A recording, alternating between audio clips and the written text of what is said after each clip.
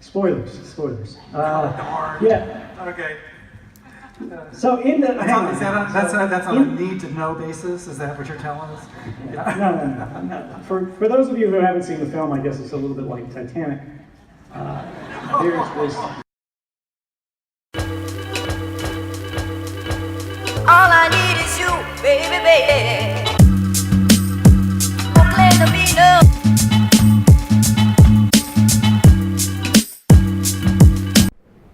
I wish today I started out a little better, but I somehow got a cold and I just feel awful. I had to cancel an 8 o'clock meeting and I have to try to head down to the sessions, but I just don't even feel up to it. Doing about as well as I can. Meeting everyone else in the lobby.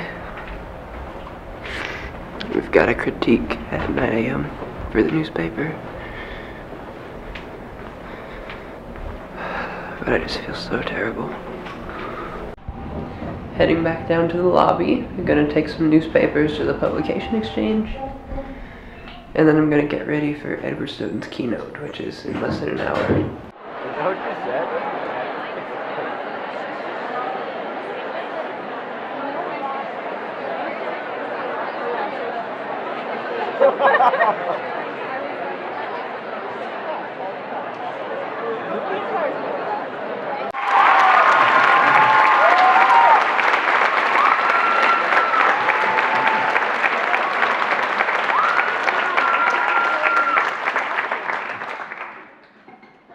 This is, I guess journalists are the one audience that I still have a lot of support among. So my question, actually maybe it's a bit more of a request, sorry. Would you walk us through your initial interactions with the press, the Guardian? What were your impressions? Why did you go that direction?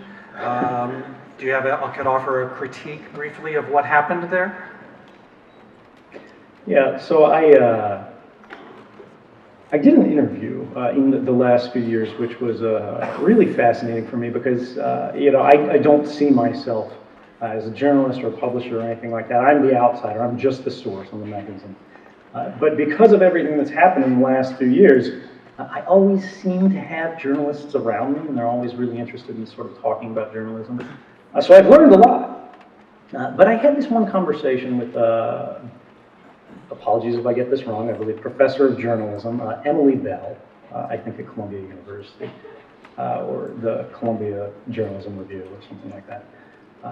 And she said something interesting to me, which was in her experience, having worked in journalism throughout her life, she found that the more time people spent with journalists, the less they liked them.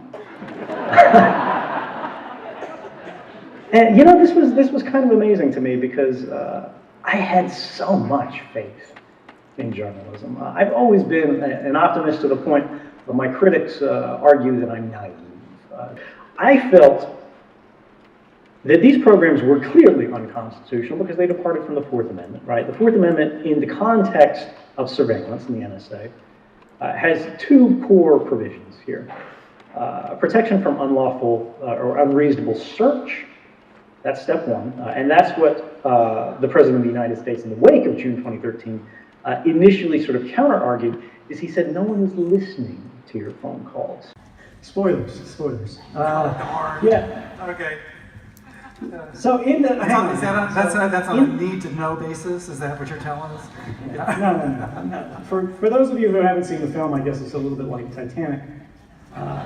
There's this sort of plot device in the film where the data is exfiltrated out of the secure facility in a Rubik's Cube. And everybody keeps asking, is that really how you did it? And the only answer that I can give, particularly in a room full of journalists, is that nobody knows.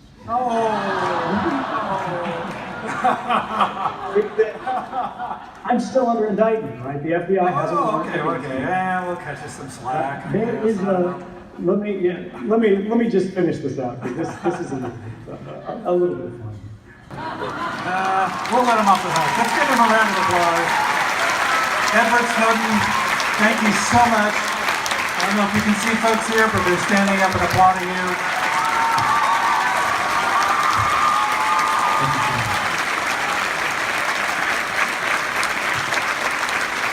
We've enjoyed the conference, and I'm Sir, we thank you and we wish you well, and good luck. Today's been a little interesting. I mean, I just started feeling really bad last night, and, you know, I seem to have gotten a cold from maybe someone on the plane or something, I don't know. Like, I'm kind of losing my voice, and my nose has been running all day, and I kind of started coughing. So it's been kind of a miserable day. Went to a lot of sessions today. We had the print version of our newspaper critiqued this morning. Our critiquer, our judge seemed to really like it. She said it's one of the best 2-year newspapers she's ever seen. And she said that we should apply for the Pacemakers and other awards with our work. And then we had the keynote address today with Edward Snowden, who you may know from maybe seeing him on the news and everything that's been going on with him for the past few years.